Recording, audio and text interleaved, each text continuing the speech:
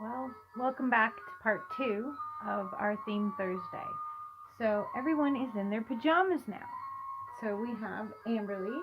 She's wearing a pink sleeper with Winnie the Pooh on it and Piglet that says dreams are dreams and wishes. Sorry, didn't know what that said. There we go, sit back up there. All right, dreams and wishes on hers. And Lucas is wearing a striped sleeper, black or brown, blue, orange, and green, and it has Tigger on it. And we have Anna wearing a Pooh Bear sleeper with fuzzy Pooh Bear feet. And we have Brock wearing a pair of pants with Pooh Bear on the bum and little bumblebees that says baby baby all in little swirlies. He's wearing a onesie with Pooh Bear and some stars on it and his Pooh Bear hat. And back there we have Tatiana, and Tatiana's wearing a sleeper with Winnie the Pooh on it, and Lily is also wearing a pink sleeper with a classic Winnie the Pooh on it. So we thought we would have a bedtime story, a Pooh Bear bedtime story. So here we go. It's called My First Winnie the Pooh Books, a bedtime story for Pooh.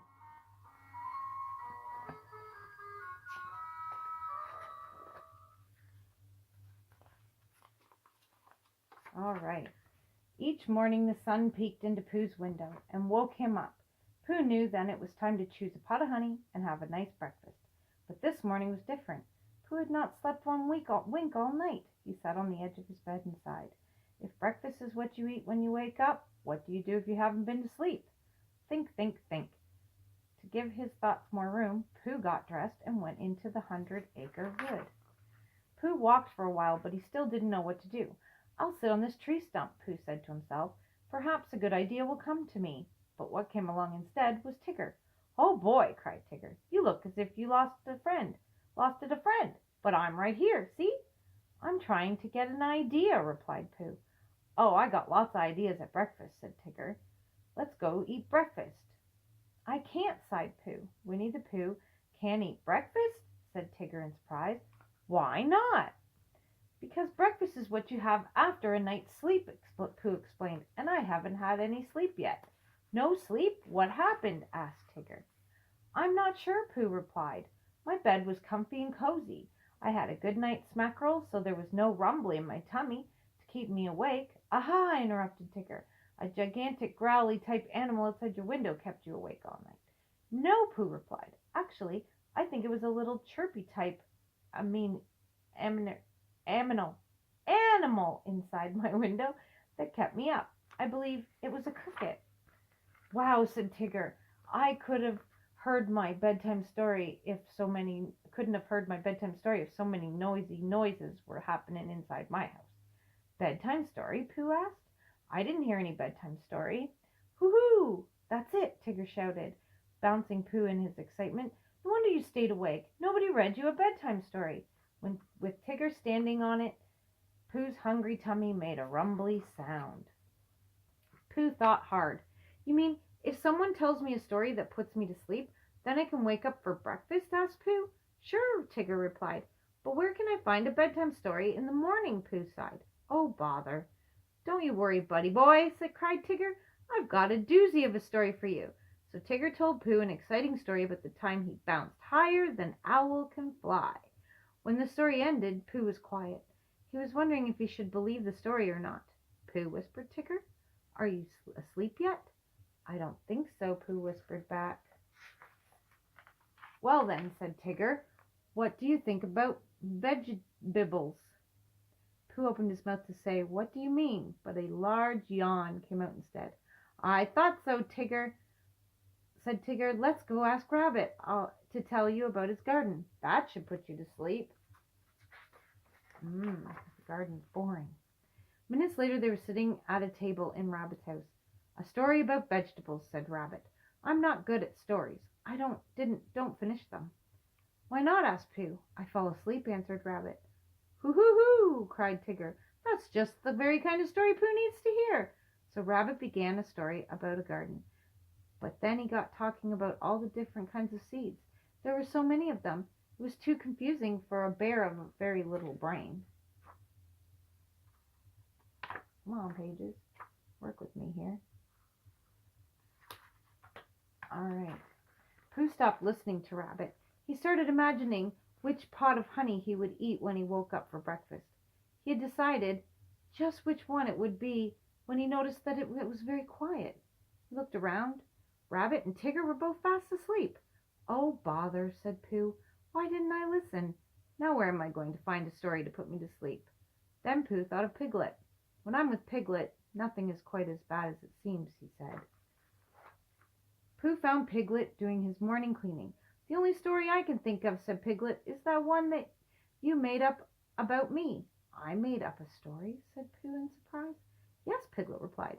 "That hum you made when I was feeling very, very small, remember?" "Would you tell me it now?" asked Pooh. It's your hum, Pooh." Piglet's ears twitched uncertainly. "I only remember some of the story, and I forgot the rhymes." "Well, never mind," Pooh said. "I forgot too." Uh-oh, they forget. "Why not go and see Owl?" suggested Piglet. "He's very wise, and anyway, he always makes me sleepy when he gets talking about everything he knows. Maybe he can help you." "What a great idea, Piglet," said Pooh, with a chuckle. "Yes, Owl does have a way of talking on and on. I'll go see him right now." But Owl was getting ready to go out. "Please don't go out yet, Owl," said Pooh. "Would you very kindly tell me a bedtime story before you leave? I need to go to sleep so I can wake up and have my breakfast." "Who?" Owl hooted. "A most complicated conundrum, if I ever heard one. I am sorry, dear Pooh, but I cannot possibly stay. I must fly. Some other time, perhaps." And with a wave of his wing, Owl swooped off over the 100-acre wood. "What shall I do now?" Pooh wondered out loud as he headed away from Owl's house. "That depends," came Eeyore's voice from beside the path. "What were you doing, Pooh?" "Oh, Eeyore," cried Pooh, "am I glad to see you?" "You are?" Eeyore said in surprise. "Yes, I am," replied Pooh. "I was looking for someone to tell me a bedtime story to put me to sleep.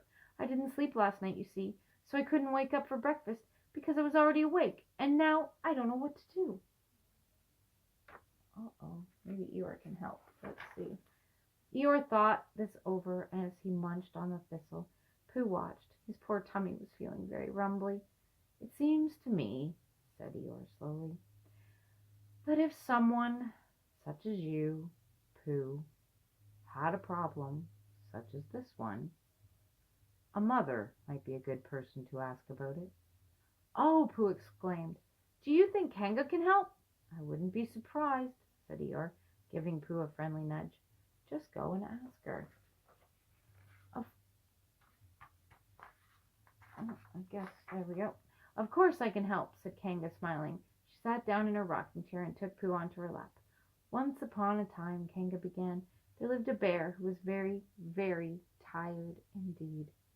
"Yes," Pooh yawned. "Very tired, I'm sure." "He was so tired," Kanga went on, "that..." Zzz, Pooh snored. He was so comfy and cozy he had fallen asleep at last.